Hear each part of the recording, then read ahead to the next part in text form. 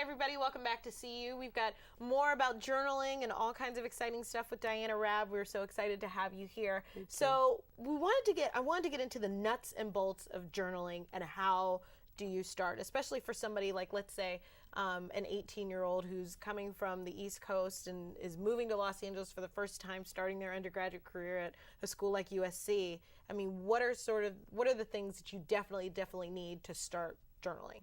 Well, you definitely need a journal. Yes, that would be great. Really good start. And Step one. It's interesting though, because a lot of students say, well, how about if I journal on my computer?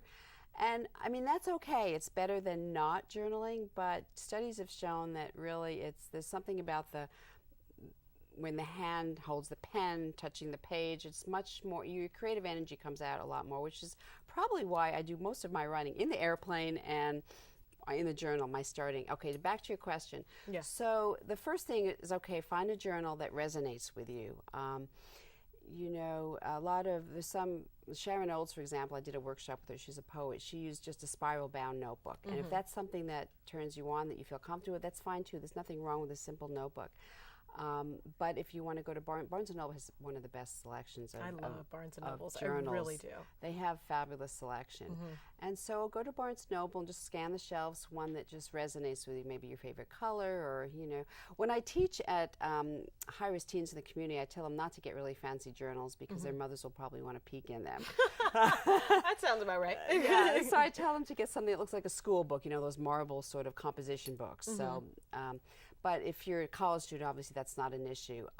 So find something, you know, that you like and open it up and see what the pages are like. You might prefer one with outlines if you're creative and you want to draw. We were going on a journey once, and I went to the store to get a journal, and I realized when I got home it didn't have lines. I went, oh my gosh.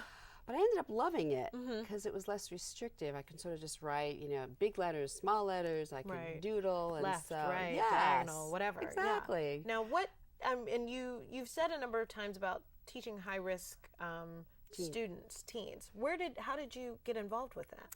Well, I do that on occasion in Santa Barbara.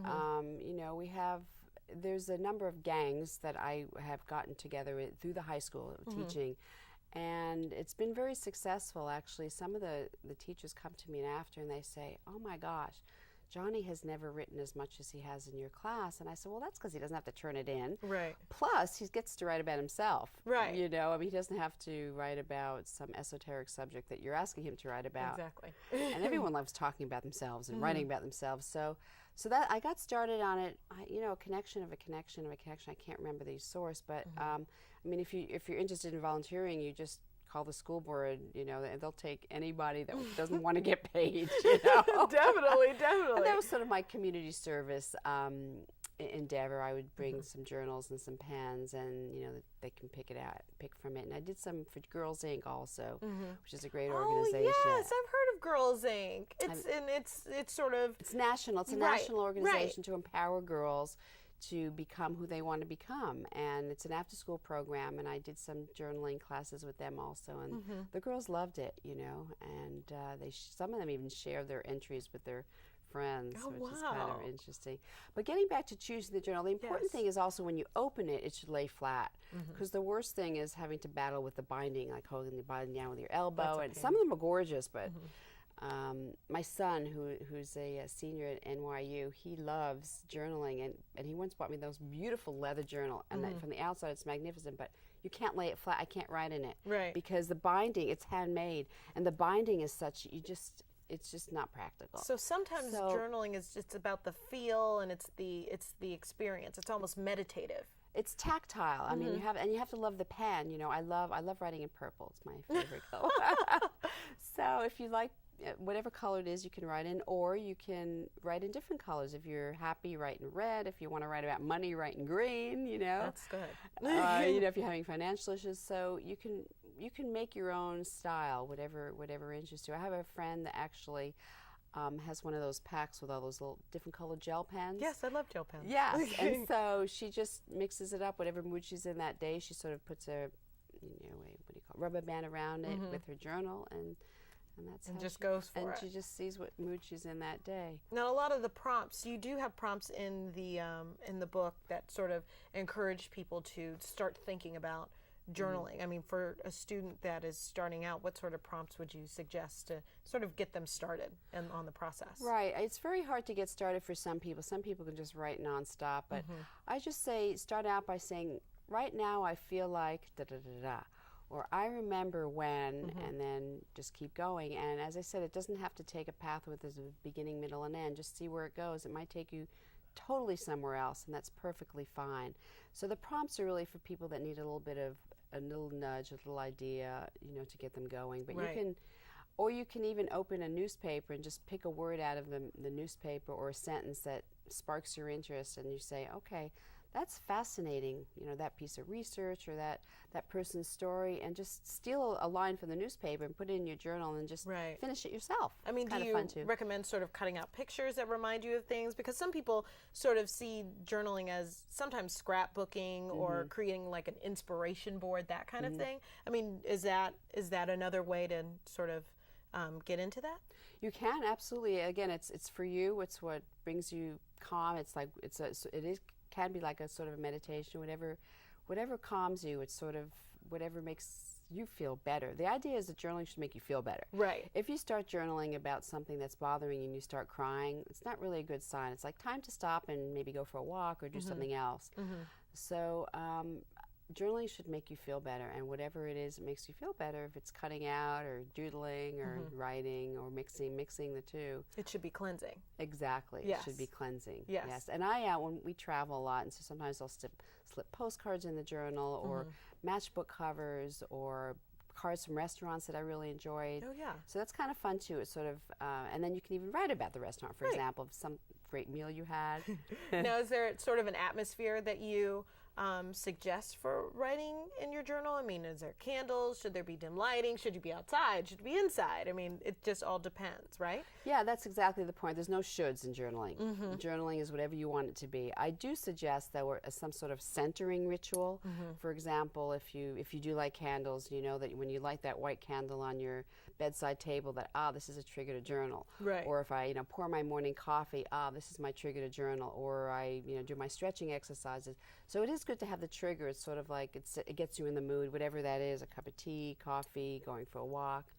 So yes, it's whatever makes you feel good. Now, what are some of your triggers that when you get into your journaling zone? What are yours? My journaling zone always happens in bookstores. I love journaling in bookstores, either in the chairs or sitting in the cafes, because I like the white noise and hearing people in the background. Sometimes I'll write down dialogue, just as practice, kind of intriguing, or I'll look at someone and I wonder what they do when they're not here, and I'll might write a character sketch, for example.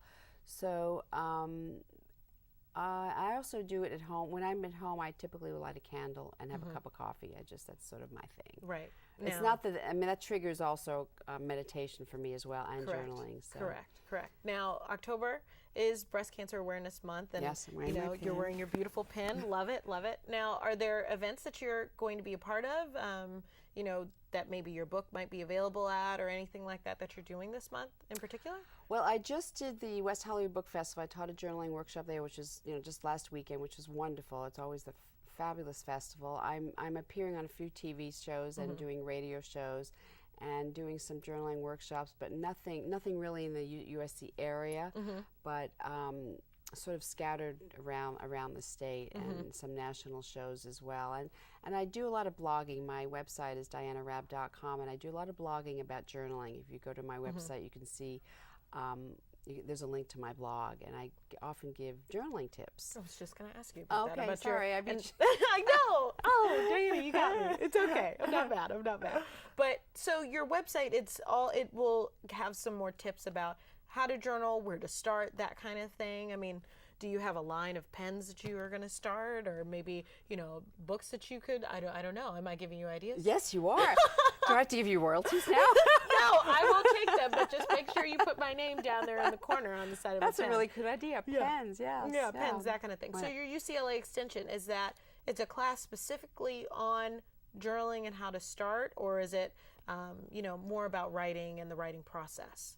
Well, I've taught there a couple of different courses. I've taught something called the Writer's Notebook, which is basically how to keep a notebook if you're a writer, and actually if any of the students here are writers, my last book was an anthology called Writers and Their Notebooks, Yes. which tells you actually how it's a collection of essays by very well-known writers who use journals to inspire them, their own journals, who write in journals regularly. It tells you how to actually start and in what way they use it. So I've rambled. I lost the original question.